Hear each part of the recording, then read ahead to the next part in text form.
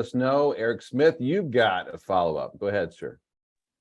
Yeah, I just had one. I know you guys just said the F1 announcements don't necessarily affect you guys, but do you foresee in the future racing contracts this year kind of changing the landscape of maybe wordage and team options or driver options or any of that moving forward? I mean, I think it seems like whenever this happens, it's always related to like options. And I think as a rule, like teams generally put options in their contracts because they want to control the driver. So, I mean, I think this might be a case for like drivers get together and just say like, let's not sign any options, or let's not put options in our contracts because it just creates a mess. And I think they're all like, if you have an option, that means that there will potentially be mess if the both parties don't agree. So yeah, I think it might change a lot of things. It's probably going to be a thing a lot of teams and drivers think about going forward, signing their contracts. And Colton, your thoughts? Yeah, I really don't know what's going on.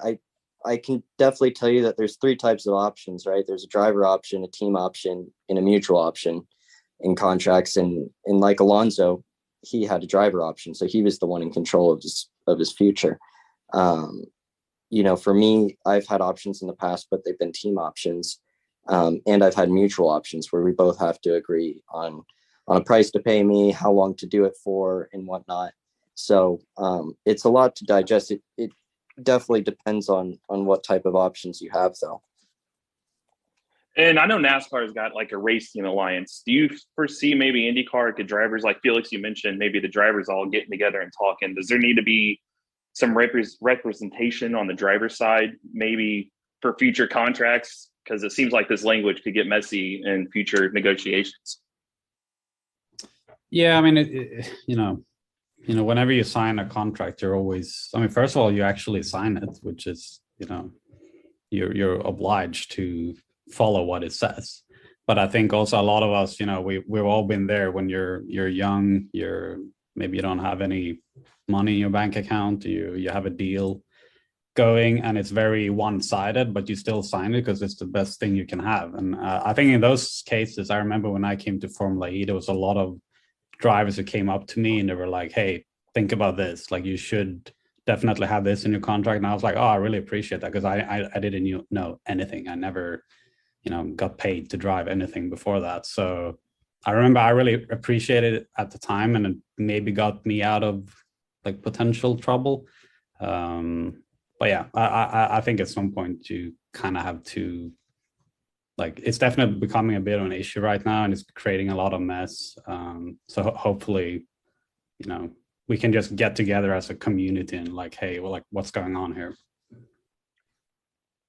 Have you guys personally, like, before these deals like have happened, do you know the language in your contracts, or do you usually have management represent you guys in those dealings?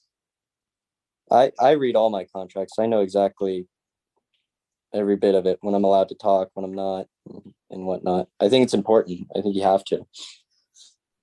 Yeah, exactly. I mean, your name is on it, right? So you have to know exactly what you're signing. And it seems like in these cases, maybe that wasn't the case, or yeah, it's always complicated, right? Like, you don't know all the details, but it's definitely interesting, right? It makes you think of what can be different.